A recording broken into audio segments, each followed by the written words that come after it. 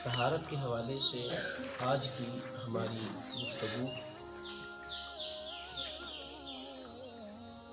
حضور صلی اللہ علیہ وسلم نے ارشاد فرمایا الطہور شرط الایمان، پاکیزگی ایمان کا حصہ ہے۔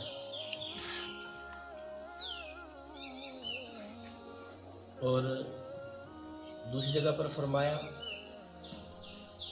کہ الطہور نصف الایمان، پاکیزگی نصف ایمان ہے۔ طہارت کی اہمیت کا اندازہ آپ اسلام میں اس انداز سے لگا سکتے ہیں کہ اللہ رب العزت نے 24 گھنٹوں میں 5 بار ہمیں پاک ہونے کا حکم دیا، مختلف اوقات میں۔ اور اس کی اہمیت کا اندازہ اس چیز سے بھی پتہ چلتا ہے کہ اللہ رب العزت کو بندے کا پاک اور صاف رہنا کس قدر پسند ہے، اور ناپاک آدمی سے کس قدر نفرت ہے، اور کس قدر اس پر اللہ رب العزت ناراض ہوتا ہے۔ کہ حضور صلی اللہ علیہ وسلم 2 قبروں کے پاس سے گزرے تو آپ نے دیکھا کہ انہیں عذاب ہو رہا تھا، فرمایا کہ ایک تر شاخ لے کر آؤ۔ تو تر شاخ لائی گئی، حضور صلی اللہ علیہ وسلم نے اس کے 2 ٹکڑے کیے اور آدھے آدھے دونوں قبروں پر ڈال دیے۔ صحابہ نے پوچھا یا رسول اللہ اس کی کیا وجہ؟ تو فرمایا کہ عذاب ہو رہا تھا، اور ان میں سے ایک بندہ وہ ہے جو پلیدگی سے نہیں بچتا تھا، پلیدگی کے نہ بچنے کی وجہ سے اسے عذاب ہو رہا تھا، اور دوسرا چغلی کیا کرتا۔ تو دونوں ہی ایک کبھی عمل کہ جو اللہ کو بہت ناپسند ہے۔ آقا صلی اللہ علیہ وسلم نے فرمایا کہ الطہور شطر الایمان، کہ پاکیزگی ایمان کا حصہ ہے۔ والحمدللہ تملأ المیزان، اور الحمدللہ میزان کو بھر دے گا۔ ہمارا کام اللہ رب العزت کی حمد و ثنا بیان کرنا۔ اللہ رب العزت اس تعریف کو کل قیامت کے دن میزان میں رکھے گا تو وہ پلڑا بھاری ہو جائے گا۔ سبحان اللہ۔ ایک اور روایت میں کہ جب بندہ کہتا ہے سبحان اللہ والحمدللہ ولا الہ الا اللہ واللہ اکبر، یہ ایک چھوٹا سا ایک کلمہ، ایک چھوٹی سی تسبیح ہے، جب آدمی یہ کلمات کہتا ہے فرشتے اللہ کی بارگاہ میں چلے جاتے ہیں۔ یہ جو فرشتہ جو ہماری نیکیاں لکھ رہا ہے اللہ کی بارگاہ میں چلا جاتا ہے، عرض کرتا ہے کہ باری تعالیٰ اس کا میں کیا اجر لکھوں؟ اللہ فرماتا ہے کہ تم اس کا اجر لکھ ہی نہیں سکتے، سبحان اللہ، سبحان اللہ، اس کا اتنا اجر ہے۔ فرمایا کہ اس کو مجھ پر رہنے دو، اس کی جزا میں خود ہی دوں گا۔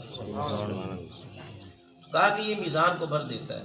وسبحان اللہ والحمدللہ تملأان او تملأ ما بین السماوات والارض، وہی چیز آ گئی کہ جب بندہ کہتا ہے سبحان اللہ والحمدللہ، آسمان اور زمین کے درمیان جتنا بھی یہ وقفہ ہے، یہ فاصلہ ہے، یہ جملہ سبحان اللہ والحمدللہ اس ساری جگہ کو بھر دیتا ہے، نیکیوں سے بھر دیتا ہے۔ سبحان اللہ۔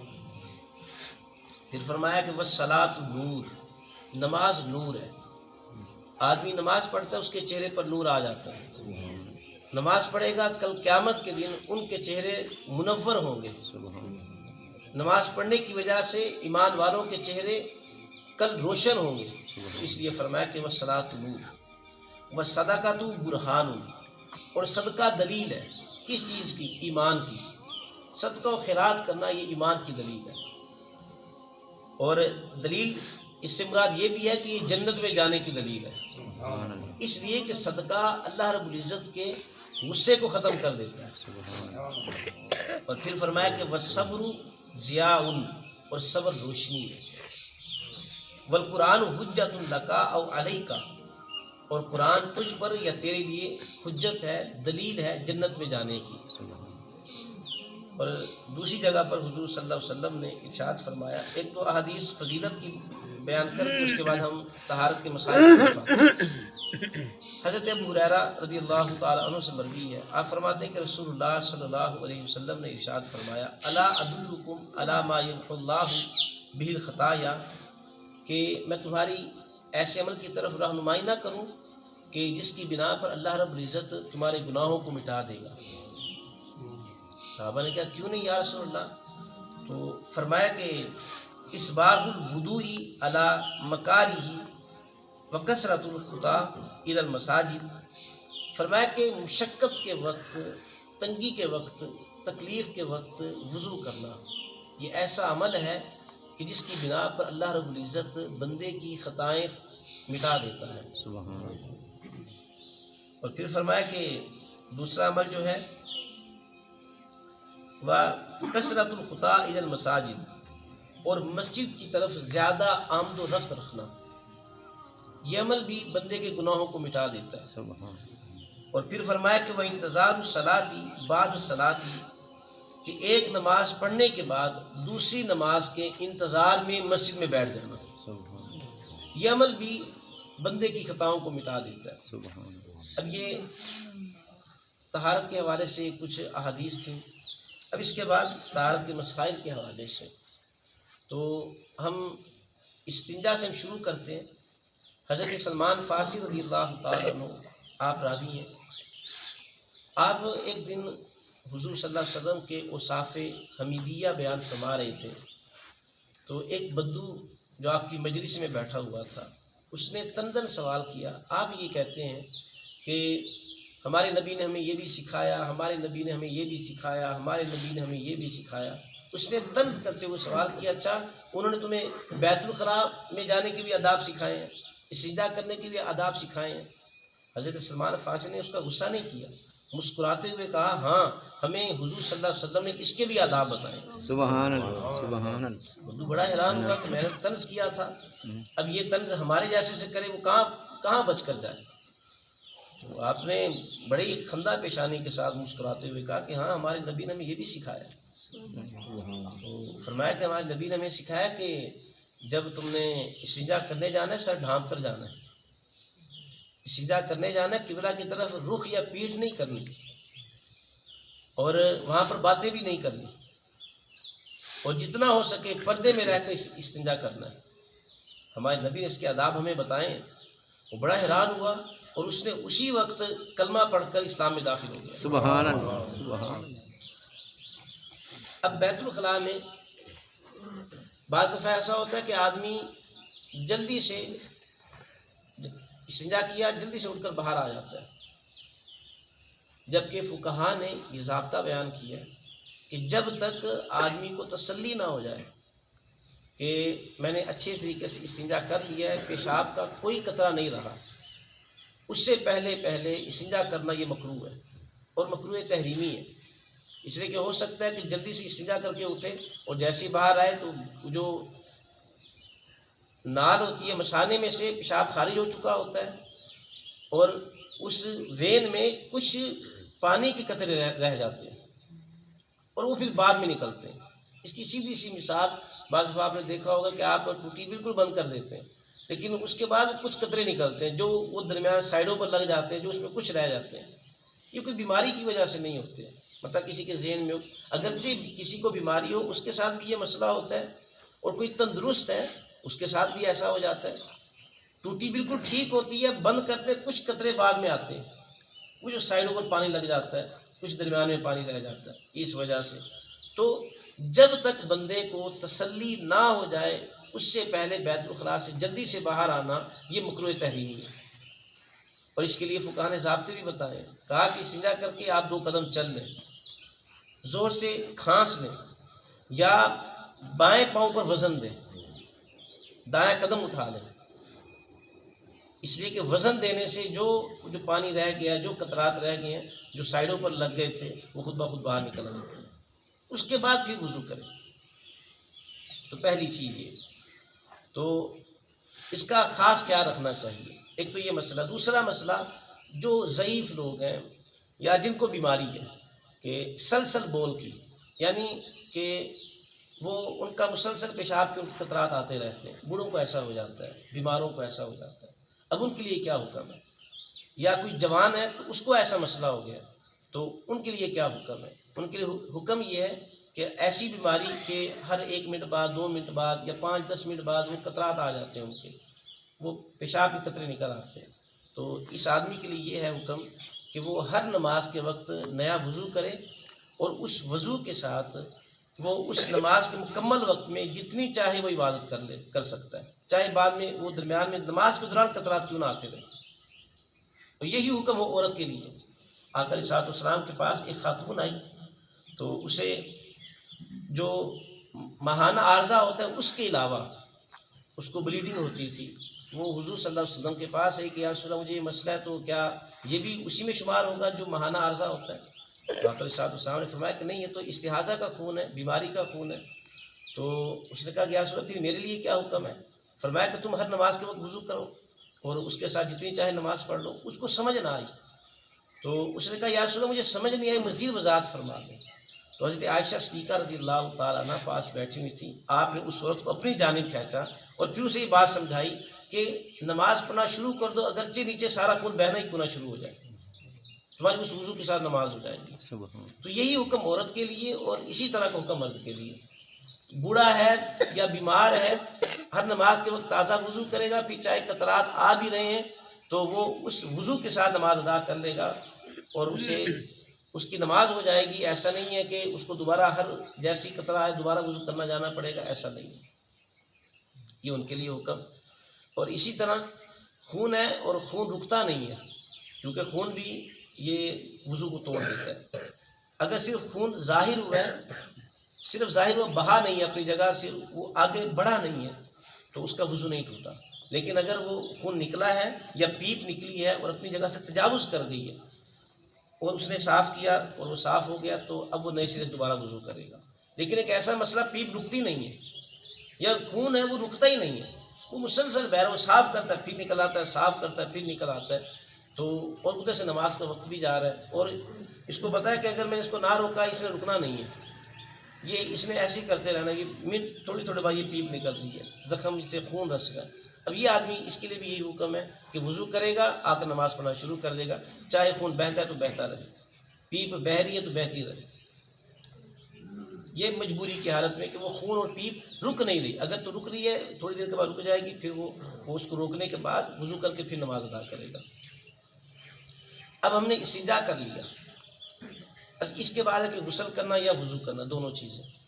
غسل کرنا اس کے 3 فرض ہیں، اور میں چونکہ آئمہ مساجد کے ساتھ لوگ ان سے آ کر مسائل پوچھتے رہتے ہیں، بڑے بڑے 50 سال عمر ہو جاتی ہے، انہیں ابھی تک غسل کرنا نہیں آتا، وہ اس وقت آ کر پوچھ رہے ہوتے ہیں غسل کیسے کیا جاتا ہے، پتہ ہی نہیں ہے غسل کرنا۔ تو غسل کے 3 فرض ہیں، ایک یہ کہ اچھے طریقے سے کلی کرنا کہ منہ کے ہر گوشے تک پانی پہنچ جائے، حلق تک پانی پہنچ جائے۔ ہاں، روزے کی حالت میں وہ اس انداز سے کلی نہیں کرے گا کہ حلق میں پانی چلا جائے، وہ صرف نارمل انداز میں کلی کرے گا کہ پانی نیچے تک نہ جائے۔ اور باقی وہی چیزیں کہ ناک کی نرم ہڈی تک پانی پہنچانا، یہ دوسرا فرض ہے۔ پہلا فرض کلی کرنا، دوسرا فرض ناک کی نرم ہڈی تک پانی پہنچانا، اور تیسرا فرض پورے جسم پر اس انداز سے پانی بہانا کہ جسم کا کوئی ذرہ، کوئی بال خشک نہ رہے۔ بلکہ حضور صلی اللہ علیہ وسلم نے فرمایا کہ جب تم غسل کرو تو اپنے جسم کو اچھے طریقے سے ملو، اس لیے کہ شیطان ہر بال کے نیچے بیٹھا ہوتا ہے، اور اس کے اثر کو زائل کرو۔ تو پورے جسم کو اچھے طریقے سے مل مل کر دھونا، اس انداز سے غسل کرنا چاہیے۔ اور یہ ہم نے غسل کر لیا جو سنت طریقہ ہے کہ جس طرح پہلے تو اپنے جسم سے ناپاکی کو صاف کریں، اس کے بعد جس انداز سے ہم نماز کے لیے وضو کرتے ہیں اس انداز سے وضو کریں، اور پھر جو سنت طریقہ پہلے سر پر پانی بہائے، پھر دائیں کندھے پر پانی بہائے، پھر بائیں کندھے پر پانی بہائے، اور اس انداز سے پانی بہائے کہ پورے جسم تک پانی پہنچ جائے۔ اسی طرح اسی استنجے کے حوالے سے ایک اور چیز کہ فقہا نے 2 چیزیں بیان کی ہیں، مزی اور ودی۔ یہ ایسی چیزیں ہیں کہ اکثر یہ بعض لوگوں کو یہ مسائل ہو جاتے ہیں بیماری کی وجہ سے یا ویسے بھی۔ اور حضرت علی رضی اللہ تعالیٰ عنہ آپ کو کثرت کے ساتھ ودی آتی تھی۔ ودی ہوتی ہے کہ پیشاب کرنے کے بعد لیس دار مادہ آنا، یہ ودی ہے۔ اور مزی اس مادے کو کہا جاتا ہے جو کچھ سوچنے سے جو آتا ہے، اسے مزی کہا جاتا ہے. تو ان کے ساتھ غسل فرض نہیں ہوتا، ان کے ساتھ صرف وضو ہے. کہ اگر کچھ سوچنے سے ایسا کوئی مسئلہ درپیش ہوتا ہے تو وہ صرف وضو کرے گا، غسل نہیں کرے گا. اور یہی حکم ودی کا ہے کہ اگر کوئی اس طرح لیس دار مادہ نکل آیا ہے تو غسل نہیں ہے، جس کپڑے پر لگا ہے اس کپڑے کو وہاں سے دھوئے اور بعد میں وضو کر لے، یہی اس کے لیے، اس کی پاکی کے لیے کافی ہے. اب یہ ہے کہ اگلی چیز کپڑے کو پاک کرنے کا طریقہ. کپڑے کو پاک کرنے کا طریقہ یہ ہے کہ جس جگہ پر نجاست لگی ہو، نجاست غلیظہ یا خفیفہ. نجاست غلیظہ جیسے انسان کا پیشاب اور پاخانہ، وہ جانور جن کا گوشت نہیں کھایا جاتا ان کا پیشاب اور پاخانہ، یہ نجاست غلیظہ ہے. اور خون، خواہ حلال جانور ہے یا حرام جانور ہے، یہ سب کے خون اور یہ پیپ نجاست غلیظہ میں آتے ہیں. نجاست غلیظہ کتنی معاف ہے؟ 1 درہم کی مقدار معاف ہے، کہ اگر لگی ہوئی ہے تو کوئی حرج نہیں، آپ اس کے ساتھ نماز پڑھ سکتے ہیں. وہ 1 درہم کی مقدار کتنی ہے کہ ایک جو نارمل ہاتھ ہوتا ہے تو اس ہاتھ کو سیدھا کر کے اس کے اوپر پانی ڈالے، جتنا پانی کی جو ہتھیلی کی گہرائی ہے اس میں ٹھہر جائے، یہ 1 درہم کی مقدار ہوتی ہے، نارمل ہاتھ جو ہوتا ہے. اب اتنی مقدار میں اگر اتنا سا کوئی داغ کپڑے پر لگا ہوا ہے تو اب وہ معاف ہے. لیکن جیسے ہی اس سے تجاوز کر جائے گا تو اب اس کا دھونا فرض ہے. اس کے ساتھ ویسے نماز ادا کر لی، نماز نہیں ہوگی. اور جو نجاست خفیفہ ہوتی ہے اس کا حکم اس کے برعکس ہوتا ہے، الگ ہوتا ہے. نجاست خفیفہ جیسے گوبر، جن جانوروں کا گوشت کھایا جاتا ہے ان کا گوبر یا ان کا پیشاب، انسان کا پخانہ پیشاب نہیں، یہ نجاست غلیظہ میں. گوبر یہ نجاست خفیفہ، یعنی اس کا حکم ذرا ہلکا ہے، اتنا سخت نہیں ہے. اب اس کی چوتھائی مقدار لکھی جاتی ہے، اور چوتھائی مقدار جہاں پر کپڑے کا ہر جوڑ آ جاتا ہے اس کی چوتھائی مقدار ہوتی ہے. جیسے اب یہ پوری سامنے والا حصہ قمیض کا، اب یہ اس میں درمیان میں کوئی جوڑ نہیں ہے، یہ ایک حصہ ہے پورا. اب اس کی چوتھائی مقدار میں لگ گئی ہے تو معاف ہے، چوتھائی مقدار سے بڑھے گی تو اس کو دھونا فرض ہو جائے گا. اب چوتھائی مقدار اب اس کی لگائیں تو کم از کم اتنا حصہ بنتا ہے، یہ معاف ہے، کوئی حرج نہیں ہے. لیکن یہی چیز کف میں آ جائیں، یہ کف الگ جوڑ ہے. اب اس کا چوتھائی حصہ اتنا سا بنتا ہے، اس کی اتنی ساری لگی وہ معاف تھی، لیکن اس کی اتنی سی بھی لگ جائے گی، چوتھائی سے بڑھے گی تو معاف نہیں ہے. تو کپڑے کا چوتھائی حصہ دیکھا جائے گا جہاں پر جوڑ آ جائے گا. تو یہ نجاست خفیف ہے جس کا اگر چوتھائی مقدار سے بڑھے گی تو اس کا دھونا فرض ہے. اب دھونے کا کیا طریقہ ہے کہ اس کپڑے کو لیا جائے، اس کو پکڑ کر ایک بار دھوئیں، اس کو نچوڑیں، دوسری بار دھوئیں، اس کو نچوڑیں، تیسری بار پھر دھوئیں اور اس کو اچھے طریقے سے نچوڑیں. اور نچوڑنا اس انداز سے ہو کہ جب آپ نچوڑیں تو اس میں کوئی پانی کا قطرہ نہ رہے. تیسری بار جیسے ہی آپ اس کپڑے کو دھوئیں گے تو آپ کا ہاتھ بھی پاک ہو جائے گا اور وہ کپڑا بھی پاک ہو جائے گا. ہاتھ کو نئے سرے سے دھونا کوئی لازمی نہیں. تو یہ کپڑے کو پاک کرنے کا طریقہ. اب وضو کی جانب آ جاتے ہیں. اس کے 4 فرض ہیں. چہرے کا دھونا، اور اس کی حد یہ ہے کہ جہاں سے بال شروع ہوتے ہیں اور تھوڑی سی نیچے تک، اور اس کان کی لوٹ سے لے کر اس کان کے لوٹ تک، اور چہرے کی یہ گولائی ہے، اس کا دھونا یہ فرض ہے. کلی کرنا فرض نہیں ہے وضو میں. ناک میں پانی ڈالنا، غرارہ کرنا یہ فرض نہیں ہے، یہ سب چیزیں سنت میں. تو چہرے کا دھونا، ہاتھوں کو کونیوں سمیت دھونا، اور اسی طرح چوتھائی سر کا مسح کرنا. چوتھائی سر کا مسح اگر آپ نے سر پر ٹوپی بھی لی ہوئی ہے تو پیچھے سے آپ گردن کی جانب سے جو پیچھے بال ہے آپ وہاں سے ایسے ہاتھ پھیر لیتے ہیں، چوتھائی حصہ جو بنتا ہے، تو تب بھی مسح ہو جائے گا. لیکن سنت طریقہ یہ ہے کہ مسح کو آپ ہاتھوں کو گیلا کریں. بعض لوگ چومتے ہیں، یہ چومنا کہیں پر بھی اب تو میں مرد حضرات کو نہیں دیکھتا کوئی یہاں پر ایسا کرتے ہوں، لیکن جن کو نہیں پتا وہ ابھی بھی ایسا کرتے ہیں کہ وہ پہلے ہاتھ چوم کر آنکھوں سے لگائیں گے اور پھر جا کر وہ سر کا مسح کریں گے. یہ پانی مستعمل ہو گیا. اس کے ساتھ مستعمل پانی، عمل شدہ پانی، استعمال شدہ پانی، اس کے ساتھ وضو نہیں ہوتا. جیسے قبرستان میں ایک نلکا ہے اور نماز جنازہ آ گئی ہے اور ایک نلکے پر 5-6 آدمی کھڑے ہیں، سبھی جلدی میں کہ میں سب سے پہلے وضو کر لوں. ایک آدمی وضو کر رہا ہے، دوسرا آدمی اس کے وضو کے پانی کے نیچے سے اپنے ہاتھ دھو رہے ہیں. تو وہ جو اس کے ہاتھوں سے ٹچ ہو کر پانی نیچے آ رہا ہے یہ مستعمل پانی ہے، اس کے ساتھ وضو نہیں ہوتا. یہ پانی پاک ہے لیکن پاک کرنے کی صلاحیت نہیں رکھتا. بالکل اسی طرح جب ہم ہاتھوں کو چوم کر آنکھوں سے لگائیں گے پانی ویسے مستعمل ہو گیا. خواتین بھی ایسے کرتی ہیں.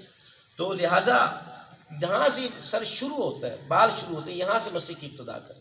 ہاتھوں کو ایسے کر لیں اور یہاں سے ابتدا کر ایسے پیچھے لے کر جائے. یہ سنت طریقہ ہے. پیچھے گردن تک لے جائے، پھر دوبارہ ایسے اوپر تک لے کر آئے اور ایسے کانوں کے برابر تک لا کر اپنی شہادت کی انگلیاں یہ کان کے سوراخوں میں ڈالیں اور جو اندرونی حصہ اس کو گیلا کریں، اور جو انگوٹھوں کے جو پیٹ ہیں اس سے کان کا جو بیرونی حصہ ہے اس کو گیلا کریں، اور پھر اپنی اس گردن کو اس طرح گیلا کرتا ہوا اس طرح ہاتھوں کو الٹا کر کے گردن کے اگلے حصے تک لے آئے. یہ اس کا سنت طریقے سے مسح ہو گیا. اور فرض مسح کیا ہے کہ ہاتھوں کو گیلا کیا اور اتنا سا کر لیا، یہ فرض مسح تھا. امام اعظم ابو حنیفہ علیہ رحمہ فرماتے ہیں کہ وہ 3 بار کا بھی اگر وہ مس کر لیا تو اس کا مسح تب بھی ہو جائے گا. اس لیے کہ مثال کے طور پر میں کہتا ہوں کہ بھئی آپ اس دیوار کو ہاتھ لگا کر مس کر کے ہیں، تو ایسا نہیں ہے کہ آپ پوری دیوار کو مس کریں گے پھر اس کو سمجھا جائے گا کہ اس نے دیوار کو مس کیا ہے، بلکہ وہ جا کر ایک انگلی کے ساتھ بھی ایسے کر دے گا دیوار کو تو بھی اس نے دیوار کو مس کر دی. اور اسی طرح پاؤں کو ٹخنوں سمیت دھونا. یہ 4 فرض ہیں وضو کے. اور جو سنت ہے کلی کرنا سنت ہے، ابتدا میں ہاتھ دھونا سنت ہے، اور قبلہ رخ ہو کر بیٹھنا سنت ہے. جب قبلہ رخ بیٹھ کر وضو کریں گے تو کلی کو سامنے کی جانب نہیں کرنا، قبلہ کی جانب تھوکنا یہ سخت منع ہے. قبلہ کی جانب کلی کرنا منہ کر کے یہ بھی سختی کے ساتھ منع کیا گیا. آپ جب کلی کریں گے تو اپنا چہرہ نیچے رکھیں گے. تو کلی کرنا سنت، مسواک کرنا سنت، اور ناک میں پانی ڈالنا سنت. ہر اعضاء کو 3 بار دھونا سنت. اور جو ترتیب ہے ترتیب کو قائم رکھنا یہ بھی سنت ہے. اگر کوئی خلاف ترتیب کرتا ہے، مثال کے طور پر وہ آتا ہے وہ پہلے ہاتھوں کو یہاں تک دھو لیتا ہے اور پھر وہ چہرے کا مسح کر چہرے کو دھو لیتا ہے، پھر وہ اپنے پاؤں کو دھو لیتا ہے، آخر میں مسح کرتا ہے. اس نے ترتیب خراب کی ہے. وضو ہو جائے گا لیکن اس نے خلاف سنت کام کیا. یہ وضو کے مسائل تھے اور طہارت کے یہ مسائل کہ جن کا جاننا ہم سب کے لیے ضروری ہے. اللہ رب العزت ہم سب کو سمجھ کی توفیق عطا فرمائے. صلی اللہ تعالی علی حبیبہ